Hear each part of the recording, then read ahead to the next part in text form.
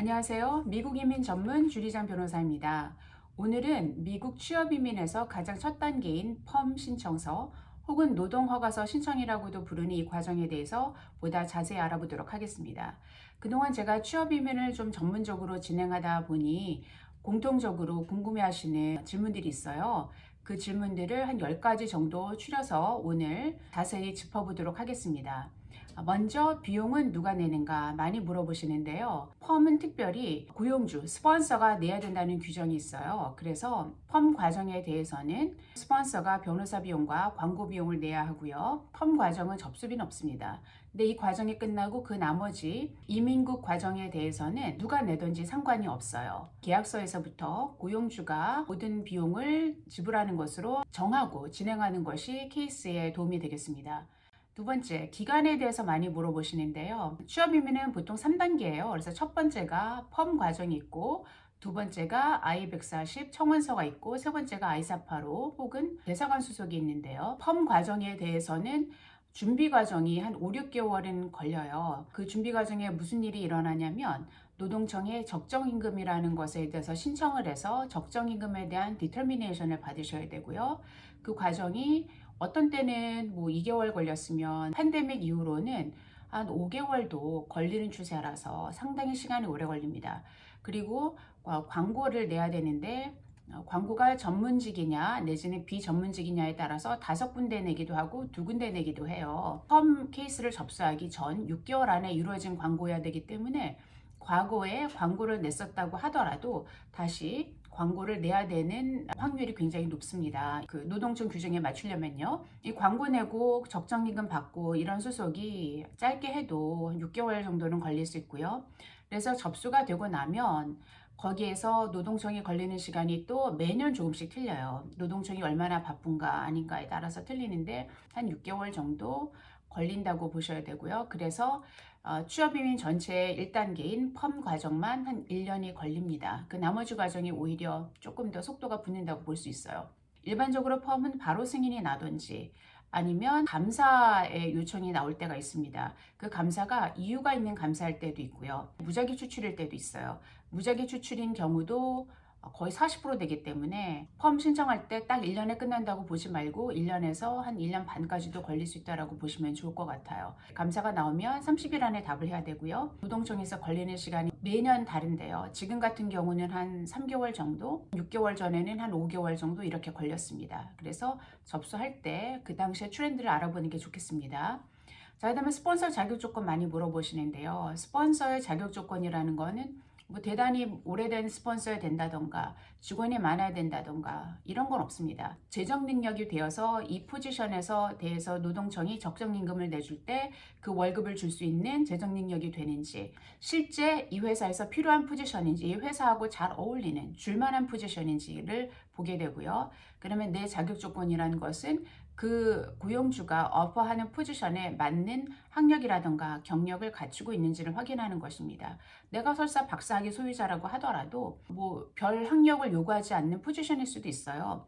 근데 그 포지션이 내가 원하는 것이라면, 그러면 나의 학력과 경력이 좀 오버 퀄리파이 된다고 하더라도 하신다고 해도 뭐 문제는 없습니다. 그 자격 조건에 못 미치는 것이 문제지 퀄리피케이션이 좋은 것은 문제가 아니고요. 혹시 펌을 신청했다가 기각이 되면 페널티가 있을까요?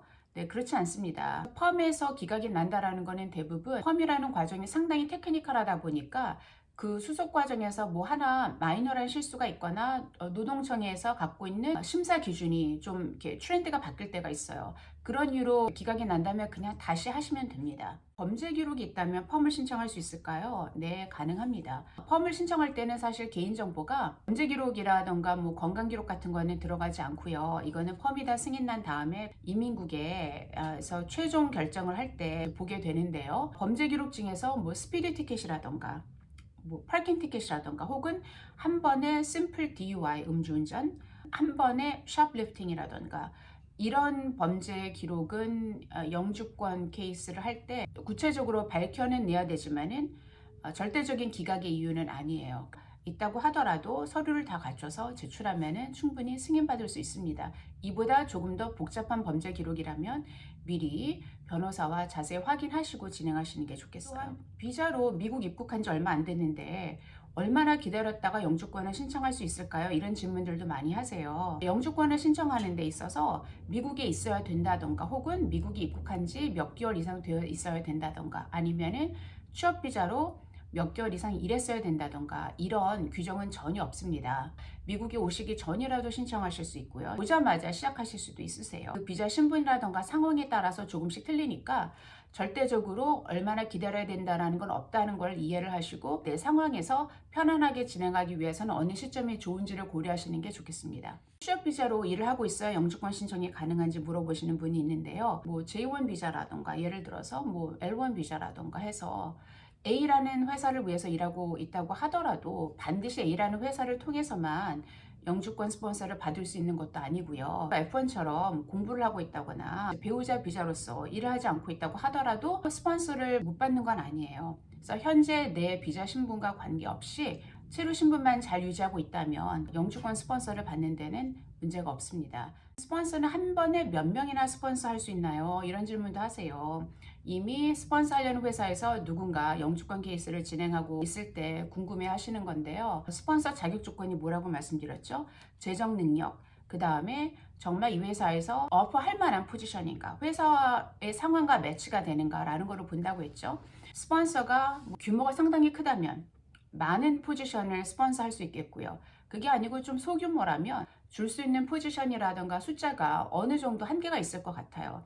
그래서 첫째는 재정 능력상 하나의 케이스, 두 개의 케이스, 세 개의 케이스를 다 커버할 수 있는지를 확인하셔야 되고 코퍼레이션의 그런 상황인지 또 한번 체크를 하시는 게 좋겠습니다. 정해져 있는 숫자는 없습니다. 감사가 나온다면 대단히 어려운 것일까요? 아니에요. 감사는 일반적으로 무작위 추출 감사입니다. 광고를 냈다라고 신청서에 작성한 그때 제대로 냈는지 Notice of Filing이라고 해서 포스팅을 한다는 그런 규정이 있고 몇 가지 지켜야 되는 과정들이 있습니다. 그것들을 지켰다는 것을 서류로 이렇게 다시 한번 보여주는 과정이고요. 때로는 이유가 있는 감사가 있을 때는 예를 들어서 회사에서 내가 E2 비자로 일을 하고 있다라고 하면 노동청에서 이 E2 비자로 일하고 있는 사람이 E2 투자가인지 아니면 직원인지에 대해서 궁금해할 수 있어요. 투자가면은 본인을 스폰서 할 수는 없거든요. 취업이면에서는. 근데 E2로 직원이라면 충분히 스폰서를 받을 수 있죠.